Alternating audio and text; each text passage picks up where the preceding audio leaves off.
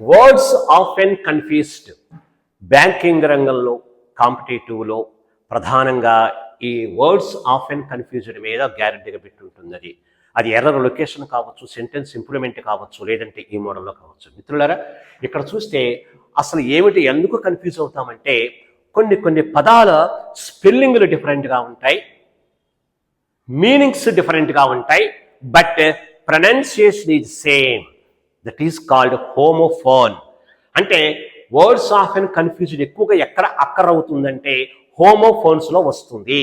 ఎందుకంటే ప్రొనౌన్సియేషన్ ఒకలాగానే ఉంటుంది, కానీ మీనింగ్స్ వేరు, స్పెల్లింగ్స్ వేరు. అదని మనం ఐడెంటిఫై చేయాలి. చూద్దామా? వీ హ్యావ్ రీసెంట్లీ, మేము ఈ మధ్యనే. ఇది ఫస్ట్ పార్ట్, అక్కడ తప్పైతే లేదు. ఎందుకంటే ఎర్రర్ లొకేషన్ పార్ట్ లాగానే ఉంటుంది. మనం వర్డ్ పట్టుకోవాలి. ఆర్డర్డ్ సమ్, కొన్నిటిని మేము ఆర్డర్ చేశాము. ఏంటవి? ఫ్రెష్ స్టేషనరీ, సరైనటువంటి ఫ్రెష్ కొత్త స్టేషనరీ.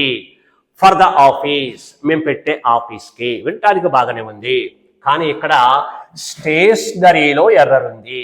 స్టేషనరీ అనేది బాగానే ఉంది, కానీ ఇక్కడ స్పెల్లింగ్ చూస్తే STATIONARY స్టేషనరీ మీన్స్ బ్యారియర్, అడ్డుగోడ.